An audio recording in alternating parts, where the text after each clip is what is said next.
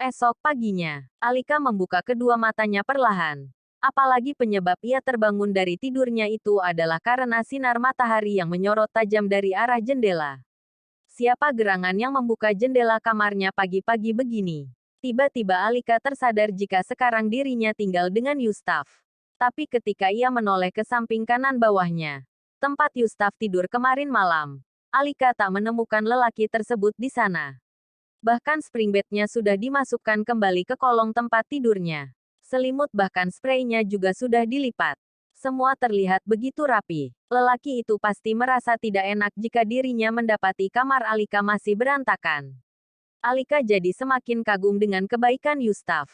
Alika segera ambil handuk dan masuk ke dalam kamar mandi yang letaknya di pojok sebelah kanan kamarnya. Tak lama kemudian, Alika yang sudah rapi dengan setelan jas dan rok hitamnya serta merias dirinya dengan baik, tampak berjalan menuruni tangga dengan menenteng tas branded miliknya. Terdengar sayup-sayup suara Ratna dan Yustaf di bawah sana. Apakah mungkin mereka sedang mengobrol ya saat ini? Gawat jika ibunya bertanya banyak hal pada Yustaf dan membuat Yustaf kerepotan menjawabnya. Alika pun mempercepat jalannya hingga ia benar-benar sampai di sumber suara. Yaitu di depan meja makan. Di mana ibu dan suami bayarannya itu sedang duduk berhadapan di kursi makan. Mengobroli hal yang tampak begitu mengasyikkan hingga sesekali mereka saling tertawa. Alika menghela nafas lega. Syukurlah tidak terjadi apa-apa antara Yustaf dan ibunya. Ratna yang menyadari keberadaan Alika di belakangnya langsung menoleh dan semringah ketika mendapati anak kesayangan satu-satunya itu sudah rapi dan siap berangkat. Al, kamu ngapain di situ? Sini dong. Dari tadi ibu seru banget ngobrol sama suami kamu. Ayo sini nak makan. Ajak Ratna. Alika pun segera mendekati mereka dan duduk di sebelah kursi Yustaf. Alika menoleh ke arah Yustaf yang tampak begitu rapi dengan kemeja biru tua dan celana hitamnya. Entah kenapa Alika merasa lelaki ini begitu tampan dan bersinar mengenakan kemeja tersebut. Tapi, bukankah dia memang sudah tampan sejak lahir? Memakai baju apapun akan cocok saja dengannya. Bukan. Yus, kamu mau kemana? Kok rapi? Bukannya kamu bilang enggak punya pekerjaan? Bisik Alika. Yustaf segera membalasnya. Saya ada panggilan interview kerja. Bisik Yustaf. Alika tersentak. Oh ya, di mana? Dekat dengan tempat kerjaku gak? Bisik Alika. Lumayan jauh. Balas Yustaf tersenyum tipis. Alika mengohkan perkataannya. Di hadapan mereka kini tersaji beragam macam makanan mulai dari tom yum, ayam teriyaki, omelet, kentang balado, rendang serta sayur buncis. Mah, aku makan roti aja ya. Takut telat soalnya. Ucap Alika beralih bangkit. Berniat mengambil roti di kulkas. Namun Ratna keduluan mencegahnya. Tunggu. Kamu ngapain sih? Ini loh suamimu udah masak scrambled eggs sama omelet.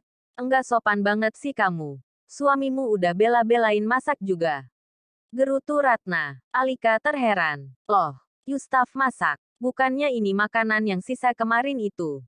Tanya Alika. Makanya dilihat dulu makanannya. Mama kan tadi bilang ke Yus. Kamu pasti enggak bakal nolak kalau dikasih scrambled egg atau omelet. Dan ternyata Yus nawarin diri untuk memasakkan itu buat kamu. Kamu ini nyari suami kok paket lengkap gini sih Al. Mama udah nyobain makanan buatannya dan bener-bener ngena apisan. Chef saha eta. Kalah deh pokok nama. Ucap Ratna. Alika menatap Yustaf yang kini ikut menatapnya juga. Tersenyum tipis seperti biasa.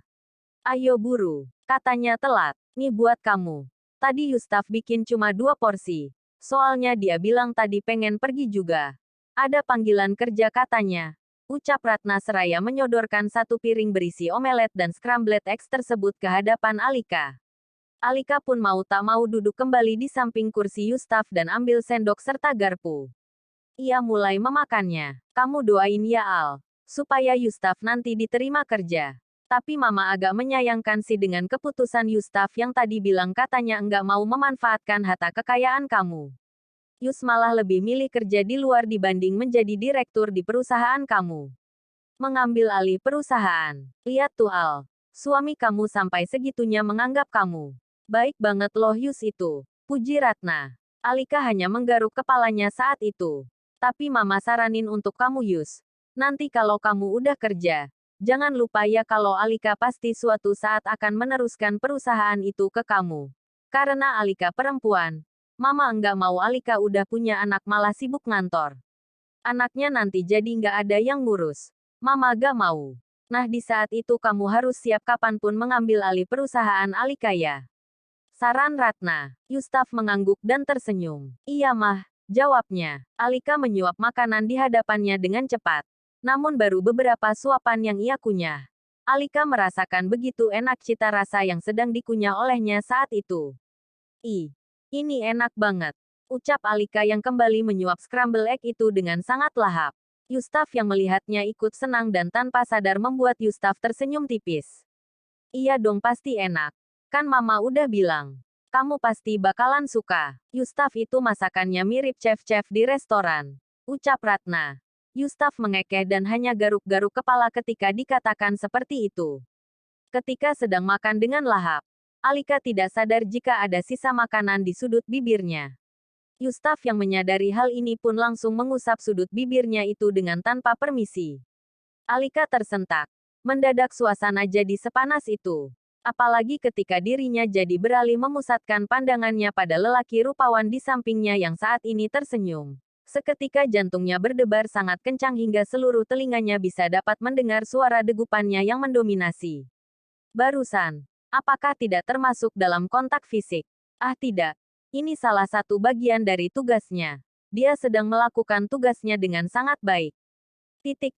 Ratna menonton dengan seru sepasang suami istri yang menurutnya sedang dimabuk asmara itu. Al, suamimu ini manis banget ya. Kamu ketemu dia di mana sih? Tanya Ratba seraya menopang dagu. Alika tersenyum tipis. Setelah selesai makan, mereka pun saling berjalan menuju teras depan rumah. Alika menunggu kedatangan Albert untuk menjemputnya seraya memakai kaus kaki dan sepatunya sama hal yang dilakukan oleh Yustaf. Ratna yang juga hadir di antara mereka langsung bersuara.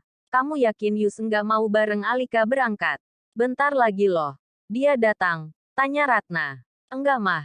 Saya naik angkot saja. Lagi pula nanti Alika jadi telat kalau mengantar saya. Ujar Yustaf. Alika langsung membalas. Enggak kok Yus. Aku kan direktur di perusahaanku. Telat juga enggak masalah sih sebenarnya. Aku cuma lagi banyak kerjaan aja makanya pengen buru-buru, ujar Alika. Yustaf yang sudah selesai memakai sepatunya langsung memandang Alika dan perlahan berjalan mendekatinya. Alika yang dipandang selembut itu tampak goyah. Yustaf tiba-tiba mengusap pipi Alika. Maaf ya, tapi saya hanya tidak ingin merepotkan kamu. Lagi pula saya tidak ingin menjadi suami yang hanya mengandalkan istrinya saja dan memanfaatkannya. Ucap Yustaf dengan sorot mata teduh disertai senyuman yang tipis. Saat itu, Alika bisa merasakan ketulusan yang terpancar dari hati Yustaf. Lelaki ini, apakah dia melakukan hal ini hanya karena untuk terlihat baik di mata ibu mertuanya? Atau, memang, ini sebuah kejujuran yang selama ini pegang teguh. Dia tidak ingin menggunakan semua fasilitas yang Alika berikan secara cuma-cuma, dan tidak ingin memanfaatkan apa yang telah dirinya janjikan di awal kesepakatan. Kenapa dia seperti itu?